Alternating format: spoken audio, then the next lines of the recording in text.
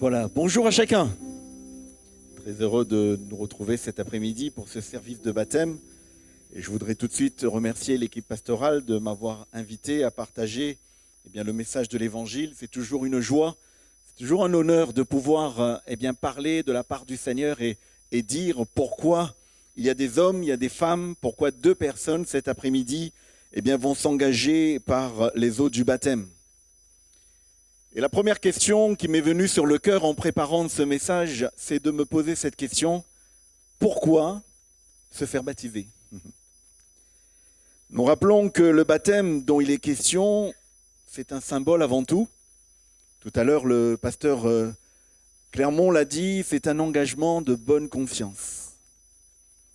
Et oui, le baptême dont il est question cet après-midi, est un symbole, et l'eau du baptistère qui va être utilisée, l'eau qui est dans ce bassin est une eau potable du réseau de la ville. Il n'y a rien de spécial dans cette eau, il ne va pas y avoir tout d'un coup la purification des péchés, des souillures de la personne qui va s'y plonger, qui va être immergée, puisque c'est cela que signifie le mot baptême, être baptisé, c'est être immergé, être plongé. Nous aurions pu procéder à ces baptêmes dans l'océan. Peut-être qu'un jour vous le ferez, je crois que Michael l'a déjà fait. Gloire à Dieu. Peut-être que nous pourrions le faire dans une rivière également. Il n'y a aucune différence. Cette action de baptiser est avant tout une déclaration publique que l'ancienne vie pécheresse des croyants, des nouveaux croyants, que cette vie pécheresse est ensevelie, elle est morte, c'est du passé. Les choses anciennes sont passées, voici toutes choses deviennent nouvelles. Est-ce qu'on peut dire amen ? L'immersion, c'est le fait d'être plongé dans l'eau et c'est l'image d'une mort au péché. Et lorsque la personne ressort, il y a une nouvelle vie qui commence. Il y a comme l'image de la résurrection de Jésus. Nous nous identifions à la mort de Jésus qui est mort pour nos péchés. Et puis, il y a une nouvelle vie qui commence. Et le baptême, c'est ce prolongement d'une vie qui s'est repentie. C'est un acte d'obéissance, de foi à Dieu. La Bible dit, celui qui croira et qui sera baptisé sera Amen. Et cet après-midi, je crois que c'est pour être conforme, pour obéir et être soumis à la parole de Dieu que ces bien-aimés, ces personnes vont s'engager par les eaux du baptême. J'aimerais dédicacer ce message à une personne en particulier. J'aimerais demander à une personne qui est venue cet après-midi, est-ce que vous croyez qu'il y a un seul Dieu ? Est-ce que vous croyez que Dieu a créé ce monde, il a tant aimé le monde qu'il a donné son Fils unique ? Est-ce que vous le croyez ? Il y a quelques jours de cela, la planète entière, l'humanité a fêté Pâques. Et souvent, nous demandons aux hommes, mais qu'est-ce que Pâques ? Est-ce que c'est les chocolats, une chasse au chocolat pour les enfants ? Est-ce que c'est un repas, familial ? Et je me rappelle, quand j'étais petit, nous nous réunissions, il y avait les tatis, les tontons, les cousins, les cousines, la grand-mère qui faisait cuire à manger. Est-ce qu'on résumerait Pâques à un repas familial ? Non, Pâques, ce n'est pas cela. Si Pâques, n'est que cela, peut-être que nous pourrions nous en passer, mais lorsque nous célébrons la Pâques, nous rappelons que Jésus, le Fils de Dieu, Dieu fait homme, est venu sur cette terre pour mourir sur le bois de la croix, au non pas qu'il ait commis quelques péchés, au non pas qu'il soit coupable de quoi que ce soit, mais Jésus donnant sa vie sur le bois de la croix. La Bible dit que c'est le châtiment qui nous donne la paix qui est tombé sur lui, et au travers du sacrifice de Jésus, les hommes que nous sommes, si nous croyons que Jésus, le Fils de Dieu, si nous croyons qu'il a été crucifié pour le pardon de nos péchés, alors la Bible dit qu'il est celui qui nous pardonne et qui nous donne encore la vie éternelle. Est-ce que vous le croyez ? Tant de personnes dans ce monde croient qu'il y a un seul Dieu, mais cela ne les mène pas à Dieu. De nombreuses personnes croient que la Bible, la parole de Dieu, les Saintes Écritures, est un don de Dieu, est une lettre d'amour de Dieu pour les hommes. Mais cela ne les pousse pas à la lire et ils ne s'engagent pas à suivre ses enseignements, ils ne s'engagent pas à la mettre en pratique. Alors pendant quelques minutes, je vais vous inviter à entendre le beau message de l'Évangile. Et je le rappelle, la raison pour laquelle eh bien, de nombreuses personnes dans cette salle ont fait l'expérience du baptême. Peut-être qu'on va demander un témoignage à chaque personne présente dans cette salle. Quels sont ceux qui sont passés par les eaux du baptême? Levez bien haut la main que je vous vois. Voilà. Merci beaucoup pour ce témoignage. Toutes ces personnes qui ont levé leurs mains, elles se sont fait baptiser parce qu'elles ont cru dans le beau nom de Jésus. Amen. Alors on va faire une lecture, s'il vous plaît, dans 2 Corinthiens, chapitre 5 et au verset 17. 2 Corinthiens, chapitre 5, au verset 17. Tous ceux qui ont l'habitude de lire la parole de Dieu connaissent bien ce passage de l'Évangile où il est question justement de cette nouvelle vie et surtout de l'œuvre que Jésus a accomplie sur le bois de la croix. 2 Corinthiens, chapitre 5, au verset 17, et nous lirons jusqu'au verset 21.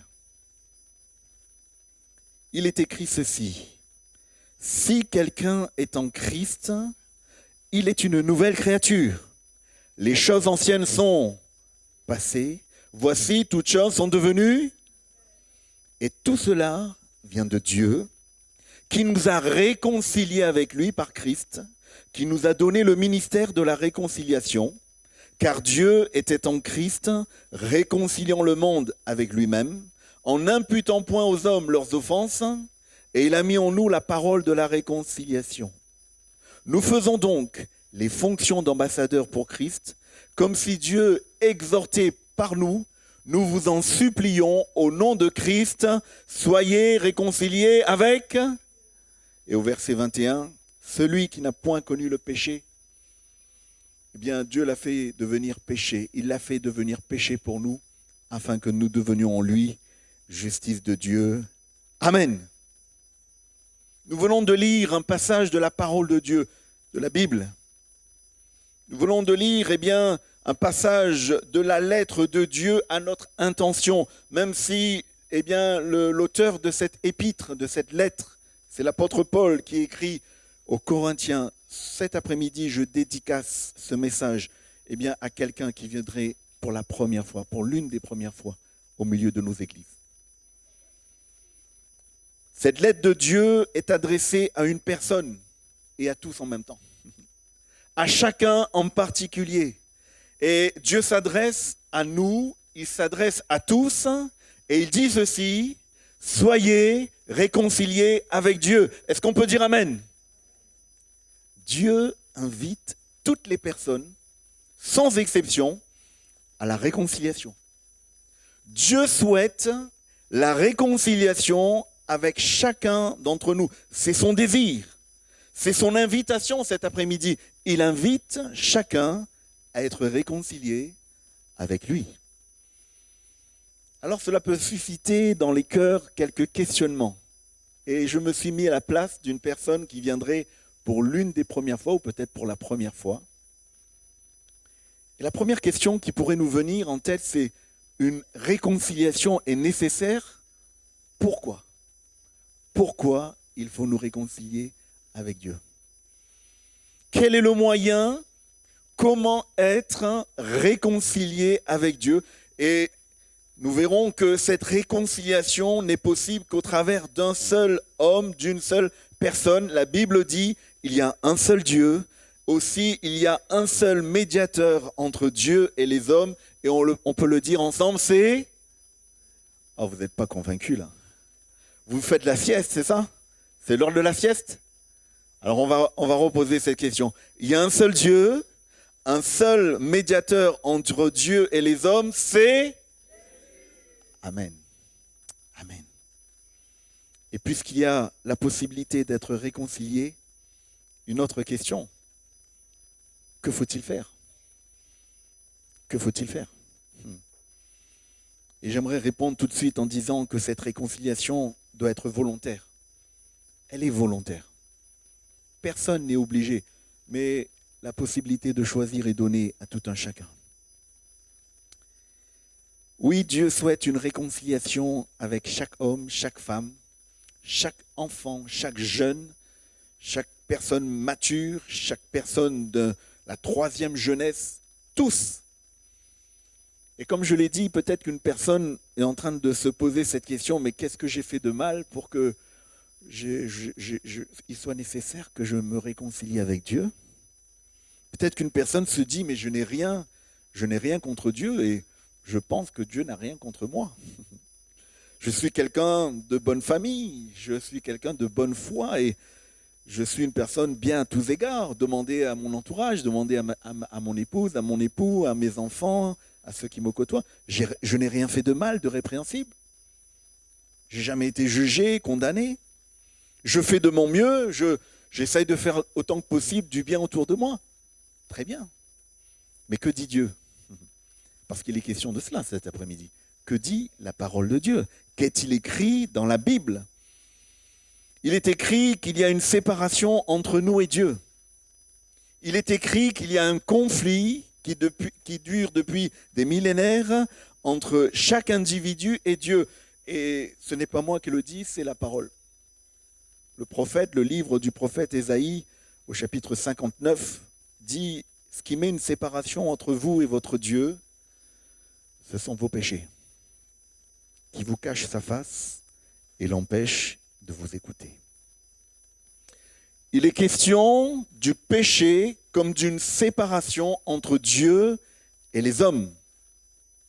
Alors vous allez me dire, mais oui, mais qui est considéré comme un pécheur? D'abord de vous répondre que le péché, c'est la désobéissance à Dieu. Pour donner une définition du péché, j'ai noté que c'est l'orientation de la vie de l'homme qui ne tient pas compte de la volonté de Dieu. Et à cette question, qui est dans le péché et qui est pécheur? Eh bien, ce sont tous ceux qui choisissent de se mettre au centre de leur vie, qui décident d'en être les seuls maîtres. N'avez-vous jamais entendu cette phrase « Je n'ai ni Dieu ni maître ». Je décide ce qui est bon pour moi et ce que je crois, ce que je vis, ce que je pratique, c'est ce que je décide être bon pour moi. On a le choix, on est libre. Mais la Bible dit que, eh bien, nous sommes dans le péché. L'homme pécheur, ce n'est pas uniquement la personne mauvaise ou le malfaiteur. Ce n'est pas seulement le voleur, le criminel, le délinquant. Et ce qui fait qu'il y a une séparation entre Dieu et les hommes, le mot a été lâché, c'est le péché, c'est la désobéissance, c'est la rébellion, c'est le mépris de Dieu. Et à cette question, et je la répète, cette question, je veux encore que nous puissions comprendre qui est dans le péché et qui est pécheur. Eh bien, c'est tout homme qui n'a pas de relation avec Dieu, qui ne veut dépendre que de lui-même, qui veut diriger sa vie comme bon lui semble, qui ne doit rien à personne et surtout pas à Dieu, qui veut garder la maîtrise de tout ce qui fait sa vie. C'est celui qui a besoin d'être réconcilié avec Dieu. Avez-vous besoin d'être réconcilié avec Dieu? Avez-vous besoin cet après-midi de Dieu dans votre vie? Et si vous voulez encore une autre définition de savoir qui est dans le péché, il est écrit, et ce n'est pas moi qui le dis, c'est la parole de Dieu. Tous ont péché et sont privés de la gloire de Dieu. Sinon, pourquoi Jésus, Dieu fait homme, aurait accepté de mourir sur le bois de la croix? Entendons ce que dit le prophète Ésaïe. Non, la main de l'Éternel n'est pas trop courte pour sauver. Son oreille n'est pas trop dure pour entendre. Mais ce sont vos crimes qui mettent une séparation entre vous et votre Dieu. Ce sont vos péchés qui vous cachent sa face et l'empêchent de vous écouter. Comprenons-nous cet après-midi la nécessité d'une réconciliation? Comprenons-nous cet après-midi qu'il y a une nature pécheresse et de donner également cette précision, ce n'est pas le fait que nous commettons des péchés qui fait de nous des pécheurs, mais c'est parce que nous avons une nature, c'est parce que nous sommes pécheurs, que nous commettons des actions répréhensibles au regard de Dieu, de la volonté de Dieu, du trône de la grâce. La Bible décrit le péché comme la transgression de la parole de Dieu, comme la rébellion contre Dieu. Et le péché est apparu avec le premier homme, Adam, qui a désobéi, qui n'a pas fait confiance à la parole de Dieu, et ce qui a entraîné sa chute, sa condamnation. Pourquoi est-il nécessaire d'être réconcilié avec Dieu? Parce qu'il y a une séparation entre l'homme et Dieu qui s'appelle le péché. Et de dire que le péché déplaît à Dieu. Le péché est une offense à Dieu, c'est un affront, c'est une dette. Et un jour, nous devrons régler cette dette. Nous devrons rencontrer notre Créateur. Nous devrons passer en jugement concernant ce que nous avons fait de notre vie. Voici ce que dit un texte de l'Ecclésiaste, chapitre 12, au verset 1er. Jeune homme, et on pourrait nous mettre dans ce jeune homme. Jeune fille, monsieur, madame, vieillard. Jeune homme, réjouis-toi dans ta jeunesse. Livre ton cœur à la joie pendant les jours de ta jeunesse. Marche dans les voies de ton cœur et selon les regards de tes yeux. Mais sache que pour tout cela, Dieu t'appellera en jugement. C'est pourquoi le prophète Amos va dire « Prépare-toi à la rencontre de ton Dieu ». Que nous le croyons, que nous ne le croyons pas, que nous l'acceptions ou que nous ne l'acceptions pas, ce message de l'Évangile est prêché afin que tous parviennent à la connaissance de la vérité et que tous puissent être sauvés. Est-ce qu'on peut dire amen à cela? Il y a une nécessité d'une réconciliation avec Dieu à cause de la désobéissance de l'homme à la parole de Dieu. Et si nous avons compris que tous les hommes sont séparés de Dieu, nous devons comprendre la nécessité d'être réconciliés. Vous savez, je me suis toujours dit, il serait insensé de la part de chaque homme, de chaque femme, de chaque personne, de savoir se préparer pour des choses aussi futiles que des vacances. Et chaque année, chaque personne prépare, anticipe, pose ses congés, on met des congés prévisionnels en place. Donc on sait se préparer, on sait être prêt pour un voyage. On sait acheter un billet à l'avance, on sait préparer son passeport parce que ce serait dommage que le jour fatidique du départ, vous vous présentiez, votre billet n'est pas prêt, votre passeport n'est pas à jour et que vous ne puissiez pas prendre le départ et pouvoir profiter de votre voyage, de vos vacances. Il serait insensé de ne pas être prêt pour se présenter devant Dieu. Et je le rappelle, Dieu nous dit qu'un jour, nous devrons faire face, nous devrons rencontrer notre Créateur. Il serait insensé de ne pas se présenter devant Dieu en étant prêt, tout en sachant se préparer, parce que nous savons et nous apprenons à nous préparer pour des choses aussi futiles que des vacances, pour un voyage. Avez-vous votre billet pour entrer dans la présence de Dieu? Avez-vous votre passeport pour entrer dans la présence de Dieu? Êtes-vous prêt? Avez-vous la certitude de votre salut? Si vous n'êtes pas préparé pour l'éternité, alors entendez ce que le Seigneur dit cet après-midi. Prépare-toi à la rencontre de ton Dieu. Vous savez, s'il n'y avait pas une menace si terrible, s'il n'y avait pas cette condamnation, ce jugement qui est sur la vie de chaque homme, c'est-à-dire la mort, la séparation d'avec Dieu. J'ai noté que c'est pour cela que Jésus a supporté la croix. C'est pour cela que Jésus est mort. Pour que les hommes puissent passer du jugement au fait d'être sauvés, qu'ils puissent passer de l'esclavage à la liberté, qu'ils puissent passer des ténèbres à la lumière. Quelqu'un a donné cette petite anecdote, je vais essayer de la retranscrire sans trop la modifier, peut-être que vous la connaissez. C'était lors d'un cours, et il y avait des étudiants qui écoutaient ce que le prof était en train de partager. Et pendant ce cours, le prof va dire, mais si Dieu a tout créé, si Dieu est le créateur de toutes choses, ça veut dire que Dieu a créé le mal. Alors, il y a un étudiant qui n'était pas d'accord avec ses propos et il a levé la main. Il a levé la main et il a dit, monsieur, je vais vous poser une question. Est-ce que l'obscurité existe? Et le professeur, presque, il a rigolé. Il a dit, mais jeune homme, je suis professeur, je suis agrégé. Je sais que l'obscurité existe. Et l'étudiant de lui répondre, non, l'obscurité n'existe pas. C'est bizarre comme réponse. Et cet étudiant va lui dire, mais vous savez, l'obscurité n'est autre que l'absence de lumière. Il n'y a jamais eu de source d'obscurité.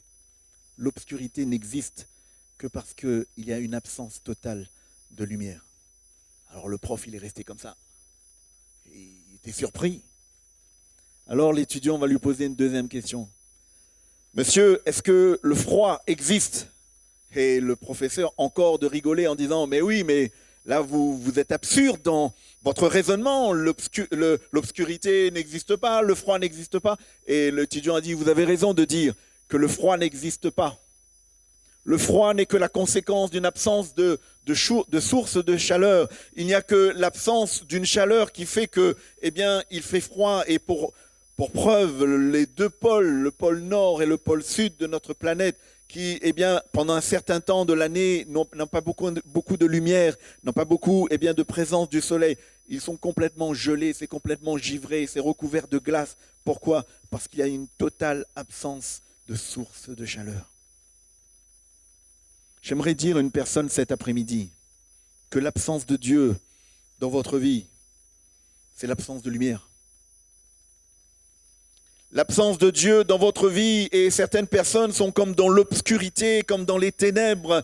Elles ne voient plus comment elles vont s'en sortir parce qu'il n'y a pas Jésus dans votre vie, parce qu'il n'y a pas eu cette réconciliation avec Dieu. Vous êtes comme perdus. Il y a une personne qui est venue peut-être cet après-midi et il ne sait plus comment trouver le bon chemin. Il ne voit plus comment s'en sortir. Il ne voit plus le bout du tunnel. J'aimerais vous dire que c'est l'absence de Jésus dans votre vie qui fait que vous êtes dans l'obscurité. Venez à Jésus, il est celui qui est la lumière du monde. Il est venu pour éclairer les hommes. Amen. L'absence de Jésus, c'est l'absence de joie. Et c'est peut-être le cas d'une personne cet après-midi. Vous êtes venu dans ce lieu et vous ne savez plus ce que c'est que d'être en paix, de vivre dans la joie.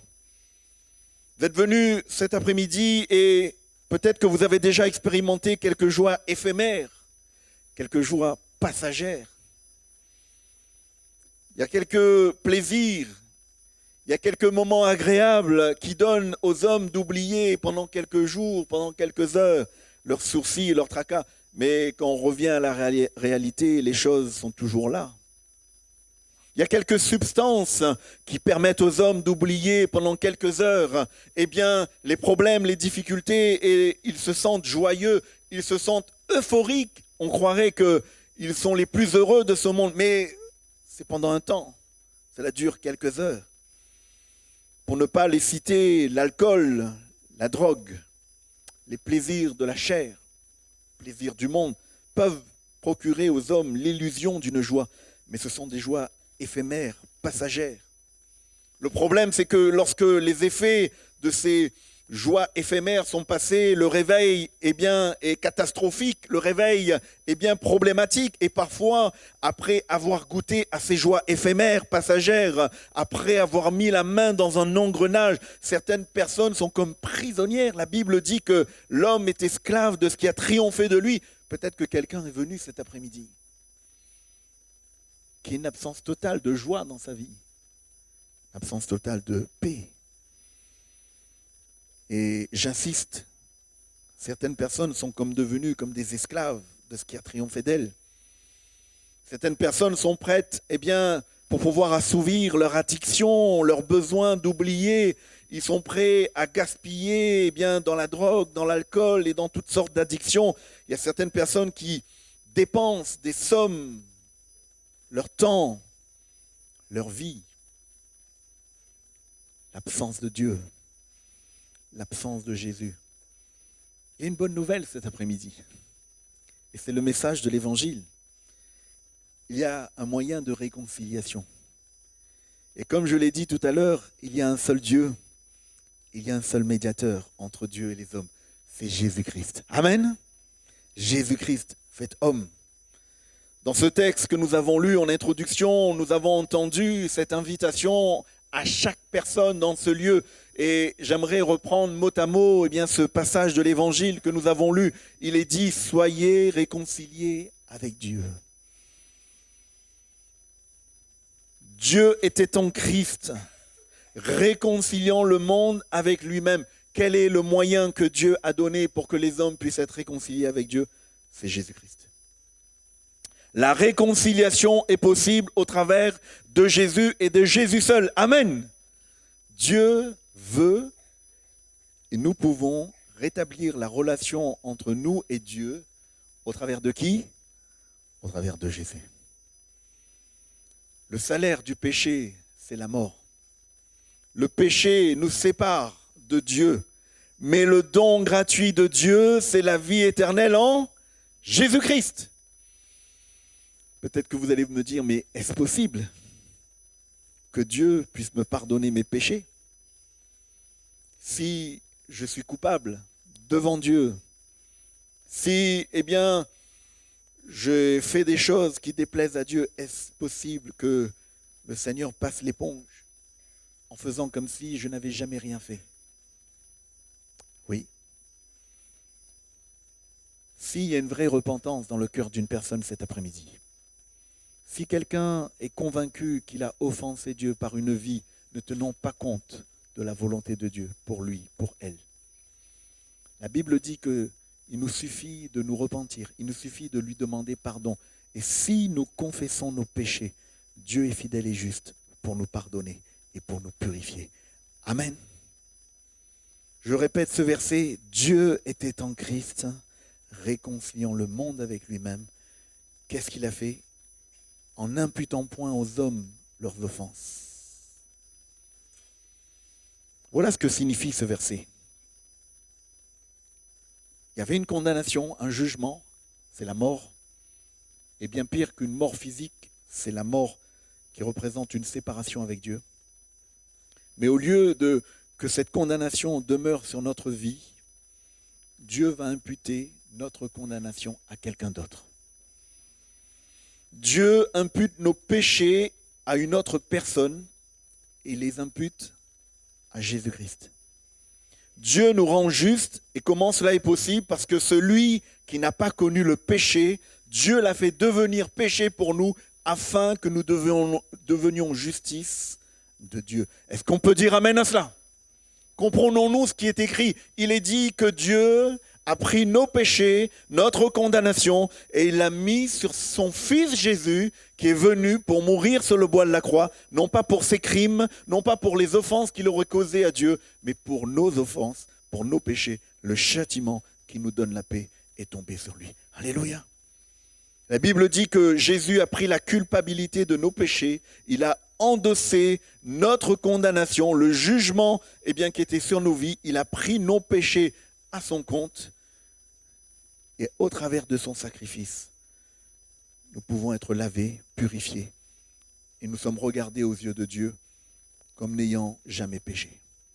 Le salaire du péché, c'est la mort, mais le don gratuit de Dieu, c'est la vie éternelle en Jésus-Christ, notre Seigneur. Amen.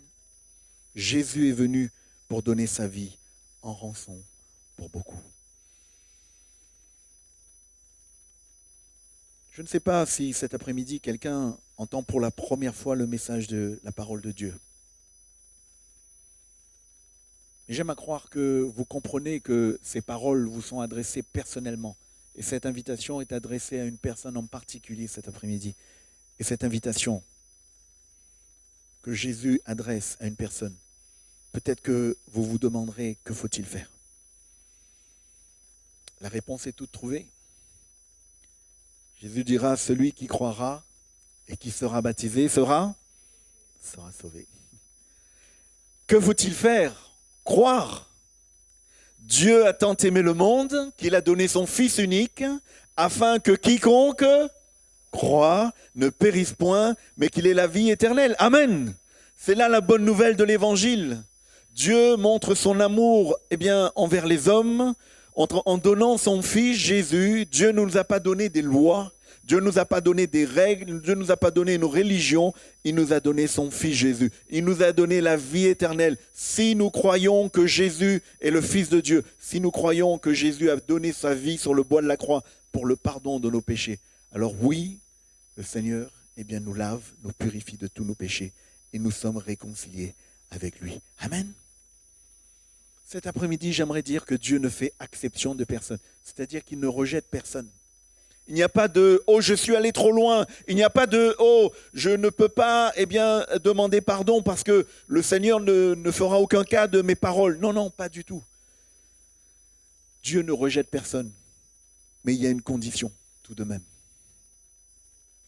Il nous est demandé de nous repentir. Il nous est demandé d'abandonner notre vie passée. Il nous est demandé de croire. Oh, il n'est jamais demandé de faire. Il n'est jamais demandé de payer. Il n'est jamais demandé de faire quoi que ce soit, de faire des chemins de croix. Ce n'est pas cela. Il nous est demandé de croire. Et cela dépend de chacun cet après-midi. Y a-t-il quelqu'un qui est venu dans ce lieu qui jusqu'à maintenant n'a pas considéré l'appel de Jésus sur sa vie, l'invitation de Jésus à être réconcilié avec lui? Est-ce que quelqu'un voudrait simplement croire? Est-ce que quelqu'un voudrait simplement mettre sa confiance dans celui qui a dit « Je suis la vérité, le chemin et la vie » ? Vous savez, tous les autres nous parlent d'un chemin, tous les autres indiquent un chemin. Mais seul Jésus a pu dire « Je suis le chemin, la vérité et la vie ». Amen. S'il y a une chose essentielle cet après-midi, c'est celle-ci. Il est réservé aux hommes de mourir une seule fois. Après quoi vient le jugement. Et je le répète, prépare-toi à la rencontre de ton Dieu. Notre temps ici-bas, notre vie, c'est afin de connaître la volonté de Dieu et d'être réconcilié avec lui. Je rends grâce au Seigneur pour tous ceux qui ont levé leurs mains en disant « Nous nous sommes engagés envers le Seigneur. J'ai pris cet engagement de bonne conscience. » Nous rendons grâce au Seigneur pour ces personnes qui vont passer par les eaux du baptême. Et cela n'est qu'une concrétisation, cela n'est qu'une façon de rendre public ce qui s'est passé à l'intérieur.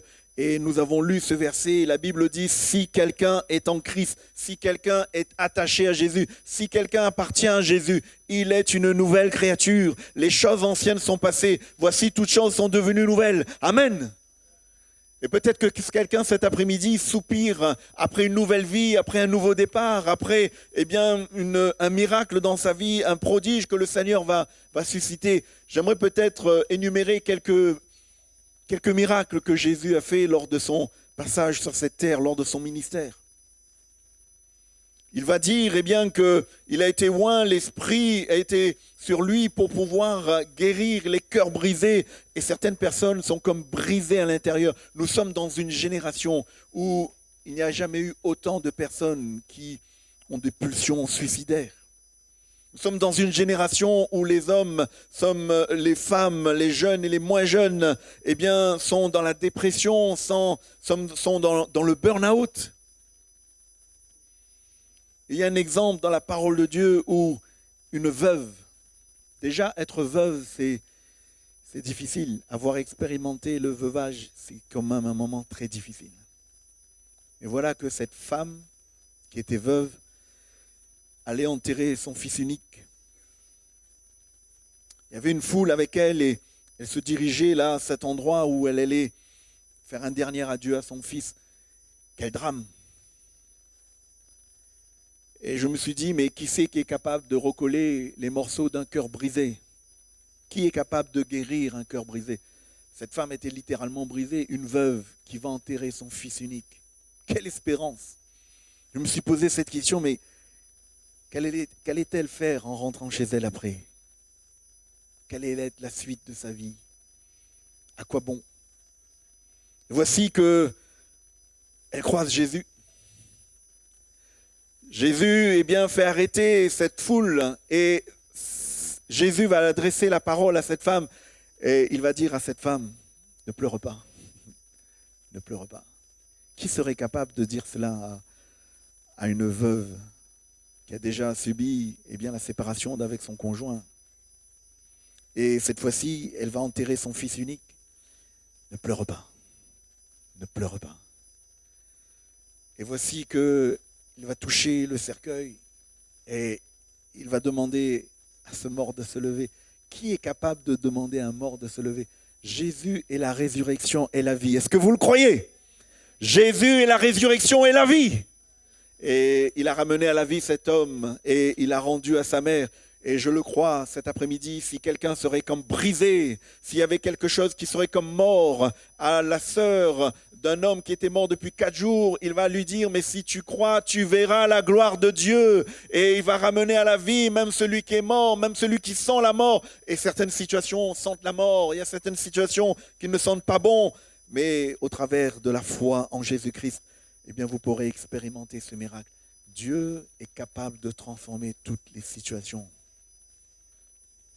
De parler de cet homme qui n'était plus maître de lui-même. La particularité de cet homme, c'est qu'il vivait nu. Et une autre particularité, il vivait dans les cimetières. Il faut être un petit peu dérangé pour vivre dans un cimetière. Et lui, il se meurtrissait, il se faisait du mal, il était violent.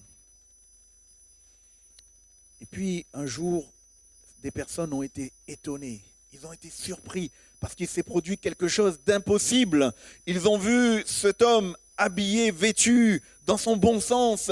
Il y avait eu un miracle, il y avait eu une transformation, il y avait une nouvelle vie qui avait commencé. Comme cela est écrit dans ce texte, si quelqu'un est en Jésus, il est une nouvelle créature. Les choses anciennes sont passées. Voici, toutes choses sont devenues nouvelles. Les hommes avaient essayé d'aider cet homme. Vous savez comment ils ont essayé de l'aider? Ils ont pris des chaînes, ils ont essayé de l'attacher. Oh, quel coup de main! Il y a eu des tentatives pour amener cet homme à la raison, mais rien n'y faisait. Il brisait les chaînes. Il devenait un danger pour ses contemporains. Il a fallu qu'il rencontre Jésus.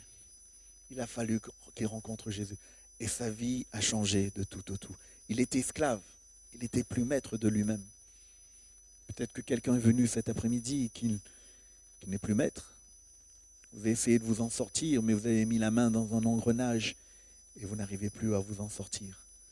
Le seul capable de vous en sortir, de vous délivrer, parce qu'il est celui qui libère, il est celui qui affranchit.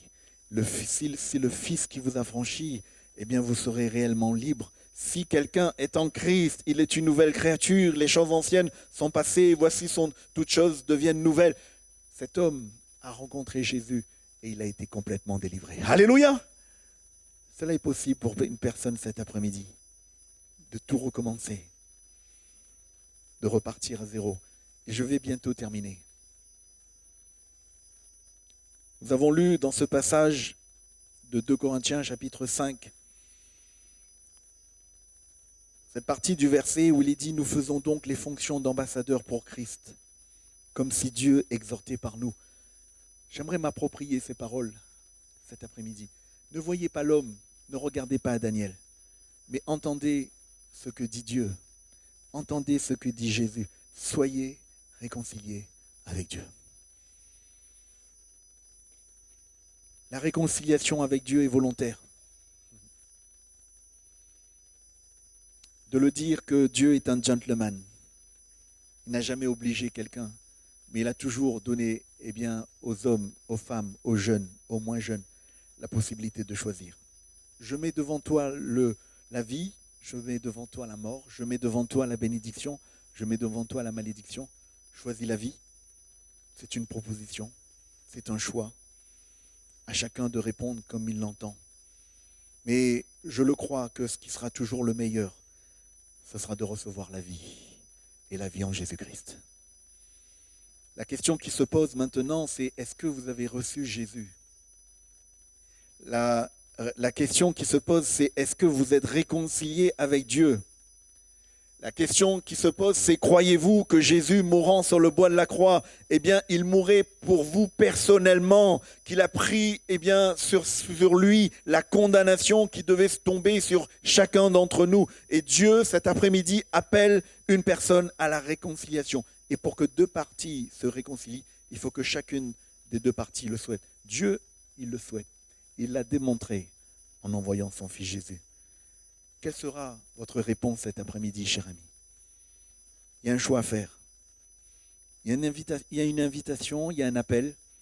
Quelle sera votre réponse? Prenez la bonne décision cet après-midi, à l'image de ces deux personnes qui vont s'engager par les eaux du baptême. Soyez réconciliés avec Dieu. Amen. J'aimerais que nous puissions nous recueillir un instant, s'il vous plaît. Je vais même demander à chacun de fermer les yeux. Ce n'est pas un spectacle. C'est un moment, j'aimerais le dire, qui va avoir des conséquences sur l'éternité. Il est question de vie, de mort. Non pas seulement de vie ici-bas, mais de vie éternelle. Non pas seulement d'une mort physique, mais d'une séparation d'avec Dieu, d'une absence de Dieu, d'une absence de Jésus. Quels sont ceux qui vivent et qui réalisent qu'il y a une absence de Dieu dans leur vie. Une absence de Dieu. Il n'y a plus de lumière. Il n'y a plus de joie. Il n'y a pas de paix. Il y a une soif d'un changement, d'une transformation.